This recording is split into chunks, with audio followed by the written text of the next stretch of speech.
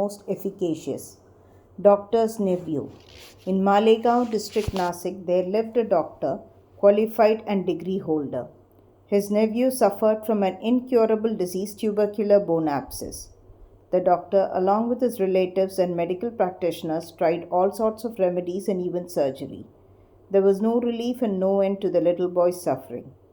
Friends and relatives advised the parents of the boy to seek divine aid and recommended them to go to Sai Baba, who was known to have cured such incurable cases by his mere glance. The parents therefore came to Shirdi. They prostrated themselves before Baba, placed the boy before him, and pleaded humbly and implored him to save their son. The merciful Baba comforted them, saying, "Those who resort to this masjid shall never suffer anything in this life to the end of time. Now do not worry. Apply Udi on the abscess, and within a week he will recover. Believe in God. This is no masjid but Dwarakamai. He who steps here will soon get health and happiness, and his sufferings will come to an end." The boy was made to sit before Baba, who moved his hands on the affected part and cast his loving glances on him. The patient was pleased, and with the application of the Udi, he began to recover and was all right after some days. The parents then left Shirdi with their son, thanking Baba for the cure, which was effected by Udi and Baba's gracious looks. After knowing this, the doctor, the uncle of the boy, became wonderstruck and desired to see Baba.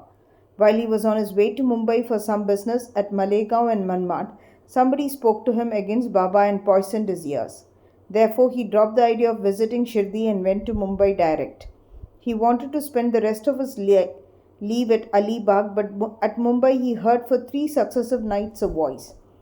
"Still you disbelieve me."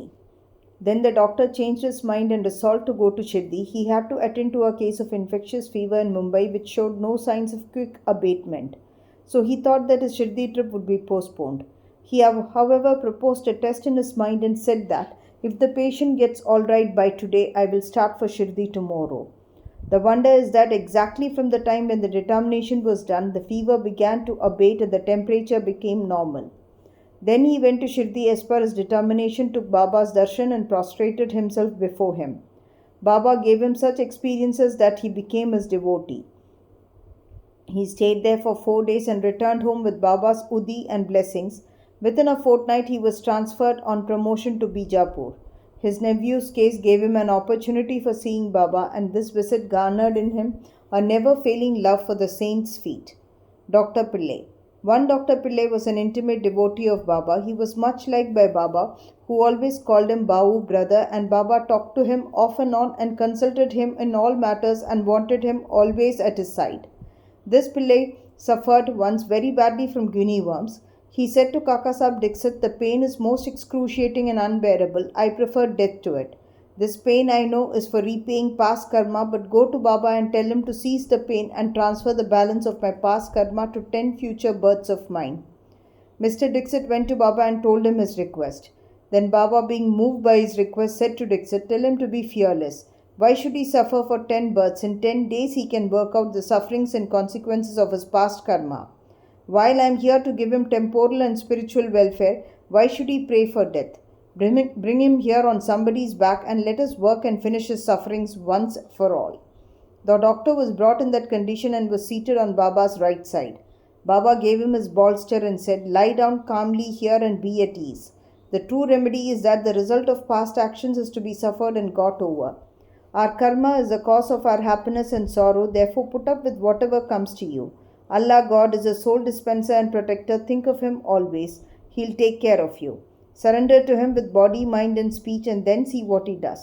Dr. Pillai said that Nana Sahib had put a bandage over the leg, but he had no relief. "Nana is a fool," replied Baba. "Take off that bandage or else you will die. Now a crow will come and peck at you and then you will recover." While this conversation was going on, Abdul, who always cleaned the masjid and tripped the lamps, turned up. While he was attending to his work, his foot accidentally fell upon the stretched leg of Dr. Pillai. The leg was already swollen, and when Abdul's foot fell upon it and pressed it, all the 7 guinea worms were squeezed out at once. The pain was unbearable, and Dr. Pillai cried out loudly. After some time, he calmed down and began to sing and cry alternately. Then Pillai inquired when the crow was coming and pecking. Baba said, "Did you not see the crow? He won't come again. Abdul was the crow. Now go and rest in the Wada and you'll be soon all right. By application of the Udi and by taking it orally with water without taking any other treatment or medicine, the disease was completely cured in 10 days as assured by Baba. Shama's sister-in-law. Shama's younger brother Bapaji was staying near the Savli well. Once his wife was attacked with bubonic plague. She had high fever and 2 buboes in her groin. Bapaji rushed to Shama at Shirdi and asked him to come and help. Shama was frightened, but according to his wont custom, he went to Baba, prostrated himself before him to invoke his aid by requesting him to cure the case. He also asked his permission to go to his brother's house. Then Baba said, "Don't go there at this late hour, enter the Udi. Why care for the fever and buboes? God is our father, she'll be all right easily. Do not go now, go there in the morning and return immediately." Shama had full faith in Baba's Udi. It was sent with Bapaji. It was applied on the buboes and some of it was mixed with water given to the patient to drink. No sooner was it taken in, perspiration set in profusely, the fever abated and the patient had sound sleep. Next morning, Bapaji was surprised to see his wife all right with no fever and no buboes. When Shama went there next morning with Baba's permission, he was also surprised to see her in the kitchen preparing tea. On questioning his brother, he learned that Baba Sudi cured her completely in one night. Then Shama realized the significance of Baba's word, "Go there in the morning and return immediately." After taking tea, Shama returned and after saluting Baba said, "Deva, what is this play of yours? You first raise a storm and make us restless and then calm it down and comfort us." Baba replied, "You see, mysterious is the path of action. Though I do nothing, they hold me responsible for the actions which take place on account of Parabdh destiny. I am only their witness. The Lord is a sole doer and inspirer. He is most merciful. Neither I am God nor master. I am his obedient servant and remember him constantly. He who casts aside his egoism and thanks him, and he who trusts him entirely will have his shackles removed and will obtain liberation." Irani's daughter. Now read the experience of an Irani gentleman. His young daughter got fits every hour. When the convulsion came, she lost her power of speech, her limbs contorted, and she fell down senseless. No remedy gave her any relief. Some friend recommended Baba Sudi to her father and asked him to get it from Kakasab Dixit at Ville Parle, suburb of Mumbai. Then the Irani gentleman got the Udi and gave it mixed with water to his daughter daily for drinking. In the beginning, the convulsions which were coming hourly came every 7 hours, and after a few days the doctor recovered completely. Harda gentleman. An old gentleman of Harda was suffering from a stone in his kidney. Such stones are generally removed by surgical operations, and people recommended him to undergo one. He was old and weak, lacked strength of mind, and could not think of submitting himself to surgical treatment. His suffering was soon to end in another way. The Inamdar city officer of that town happened to come there at that time. He was a devotee of Baba and had always a stock of Udi with him. On the recommendation of friends, his son got some Udi from him and after mixing it with water, gave it to his old father to drink. Within 5 minutes, the Udi was assimilated, the stone was dissolved and came out through his urine, and old man was soon relieved. Mumbai lady.